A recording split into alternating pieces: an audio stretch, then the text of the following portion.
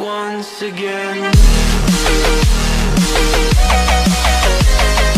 Meron tayo dito tanggap, Sony 65 inches. Okay? So, dinala to ng technician dito.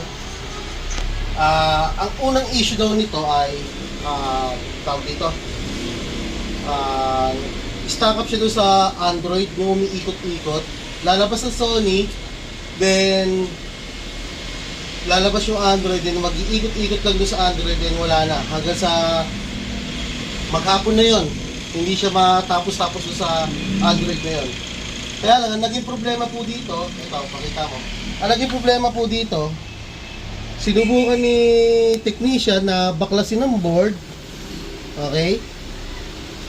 Baklasin ng board, baklasin ng T-con. Then, kung ano man ang ginawa niya, naging ganito na po ang kalagayan niya. Ayan po. Kung makikita nyo, ayan, pakitutukan. Kung makikita nyo,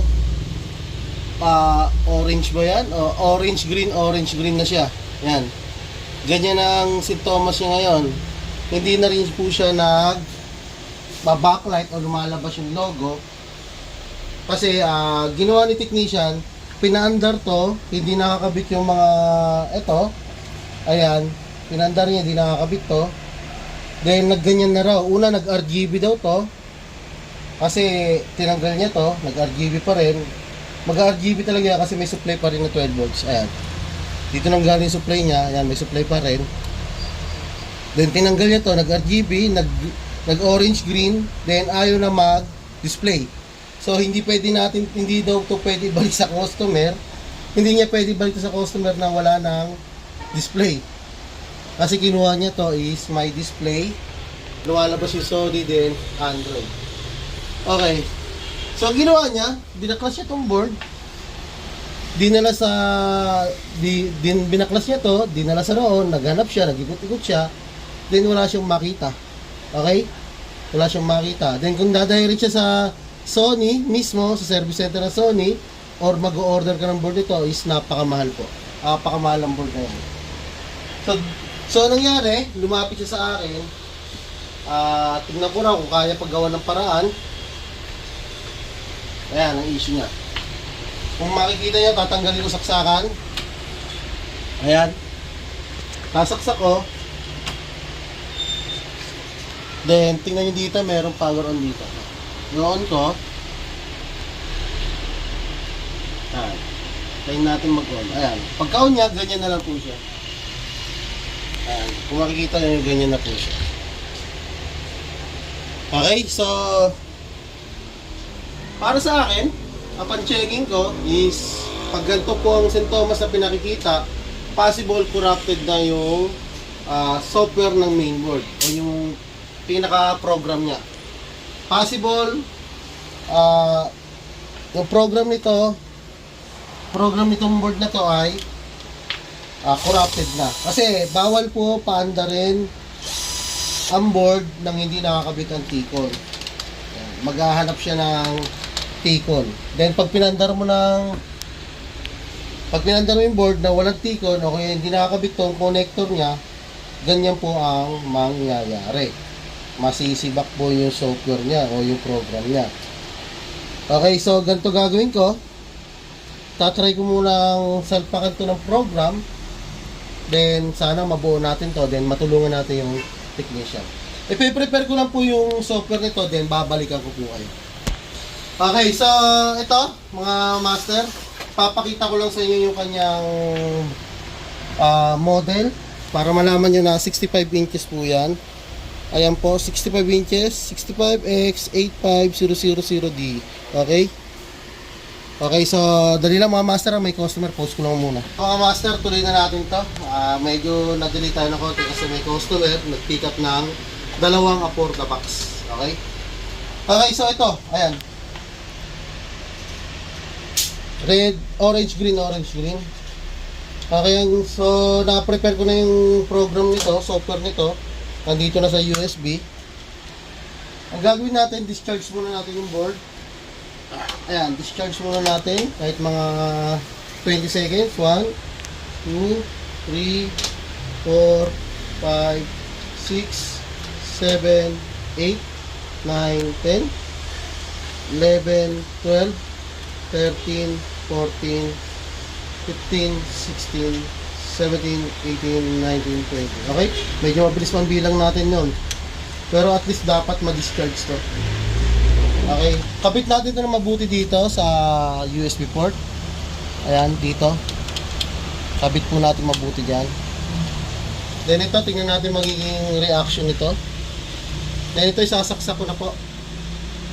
Saksak natin na maayos yung hindi makukugot. Ayan. Ayan. So ba ilaw niya? Ayun. Nagputi siya. Ayan, makikita nyo, nagputi. Ayan, nagbi-blink-blink na puti. Then makikita nyo yung USB natin. Nagbi-blink-blink-blink. Okay? Ayan. Tingnan natin. May backlight ba? Wala siyang backlight, mga master.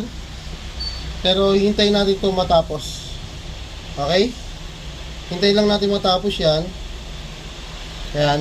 Hintayin lang natin matapos. Then, medyo may katagalan ng pagpo-program nito. Minsan umaabot siya ng 30 minutes.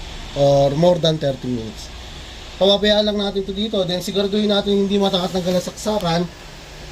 Dahil pag habang nagpo-program yan at natanggal ang saksakan, matutuluyan tong unit natin. Okay? So, hintayin lang natin yan. Balikan po natin to. Kasi medyo matagal to. Okay? Mga master, abangan po natin ito ulit. O guys, ito. Ito, mistop na siya.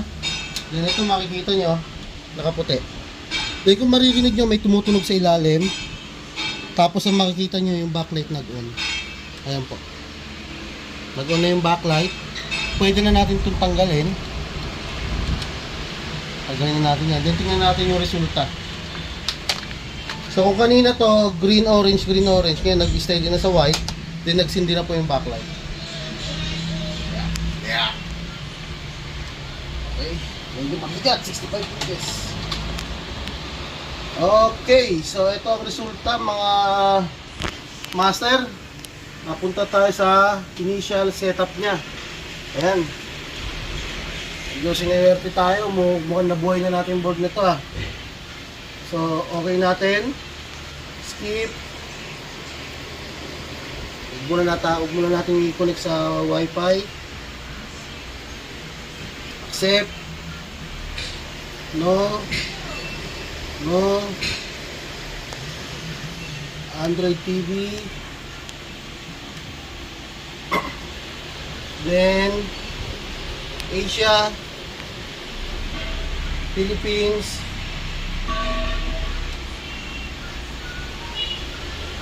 okay, then scroll down, agree to all, then proceed.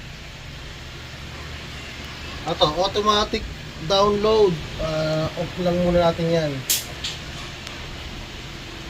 Then, skip muna tayo. Di muna tayo mag-skip ng channel. Then, wall mount. Complete.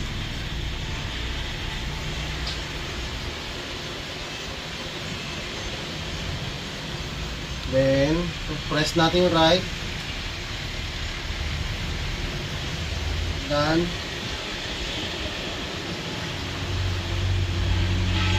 Okay, adding the finish touches.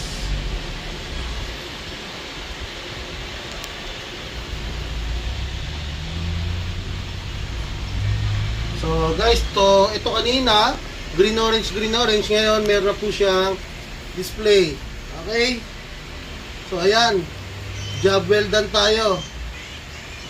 Okay, so check ulit natin, shutdown ko. Shutdown natin. Sira pa yata ang button ng shutdown ko. Okay, ayan. Shutdown natin. Hindi ko makita dito, yun. Bubuksan ko ulit yung unit. Tanggalin ko saksakan. Ayan, makita nito yung saksakan. Saksak ko ulit. Then, try natin i-power on. Ayun, nagputi. Ayan, hindi na siya green-orange. Okay. So, So ulitin natin, hindi pa siya na properly shutdown. Discharge muna natin. Discharge natin. Mga 10 seconds. 1, 2, 3, 4, 5, 6, 7, 8, 9, 10. Bakit ko ginagawa to? Para ma-discharge yung CPU. Then makita natin kung magbubunta siya ng dire-diretso. Okay. Power on. Ayan, pinower on uli natin. Makikita nyo, nag-100 na siya. Hintayin natin matugtuloy. Hintayin na yan na po.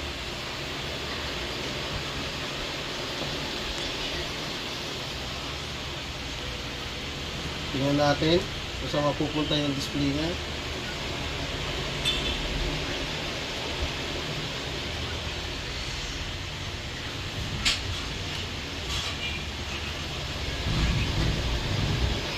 Ayun, medyo matagal nga lang yung loading. Ayan, so job well done tayo mga master. Ayan. Kanina green orange to, ngayon okay na, napapakinabangan na yung TV. Then, sana may natutunan kayo sa tutorial natin. Mga baguhan na technician, mga matagal na technician, sana makatulong sa inyo ito.